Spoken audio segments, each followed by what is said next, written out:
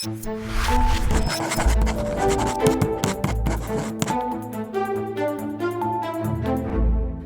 the run-up to Trump's meeting with Zelensky and European allies, we had the stunning fiasco in Alaska. When Putin's escorted jet landed on American soil to Trump applause, the Russian war criminal went from isolated pariah to welcome guests with a literal and figurative red carpet rolled out for him. Vlad clearly reveled at his good fortune like a Cheshire cat with the grin of one who got the canary, and he managed to accomplish the impossible in the process. Despite having no international leverage, despite failing for 3 years to defeat an overmatched Ukraine, despite suffering unsustainable losses on the battlefield and having to resort to convicts and to North Korean military and Iranian drones for armaments, despite all that, and despite overseeing an economy that can only be charitably described as awful, despite that, our president defeated him like a conquering hero instead of the invading thug who attacked an ally. Before the meeting, Trump, of course, talked tough, making it clear that he was wise to Putin, telling him one thing only to continue unprovoked attacks on civilians the next day. Trump, in colorful language that I can't repeat on broadcast TV, said he had had it and that Russia would feel the wrath of the U.S.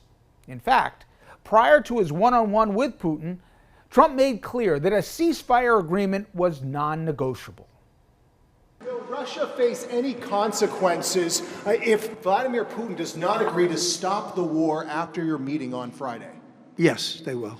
Yeah. What will the consequences there will be be? consequences. Sanctions, tariffs? There will be, I don't have to say, there will be very severe consequences. The day after their meet cute in Alaska, Putin ordered attacks on Ukrainian civilians, counting children among the fatalities. Trump, of course, had sudden amnesia about that pesky ceasefire demand.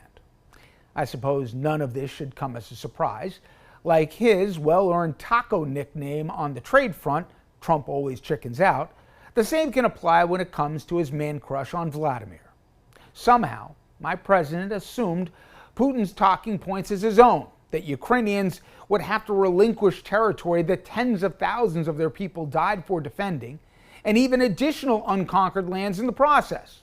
Oh, they would also have to forego the prospect of joining NATO and the EU and the international protection and legitimacy that affords, and to also further promise to stand down their military so as not to offer any potential resistance if and when Putin comes back for more. So shocking was Trump's capitulation yet again in the face of Putin that the European leadership coalition scrambled to provide backup to Zelensky yesterday in an emergency intervention at the White House designed to try and remind Trump that he does in fact not work for the Russian dictator.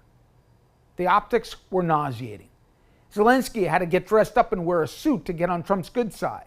The other global leaders had to shower praise on Trump for imagined peace deals that he never delivered and endure his disgraceful attacks on a previous American president from our White House. The European contingent sat through expected cavalcade of lies, and all of them understood that, like a child with a Christmas list headlined with a completely undeserved ask, Trump's laughable obsession with a Nobel Peace Prize might have to be a carrot to have him even approach the mantle of a competent superpower. Listen, I have no idea if Trump's rhetoric of defending Ukraine will be forgotten by tomorrow. But I did find it telling that Trump told the world Monday that when this meeting was over, he was going to have to call Putin, to report on the day's events and get his feedback. One day somebody's going to have to explain to me why such a megalomaniac has such a blind spot for such a compromised, despised leader like Putin. Why a guy who loves tariffs as much as Trump does wouldn't slap crippling sanctions on Putin, who continuously embarrasses Trump on the global stage. But for whatever the reasons, Trump reminded us yet again how he never delivers on his promises. Remember peace in Ukraine in one day? Yeah, I forgot that one too. And he always can be counted on to say and to do the wrong thing.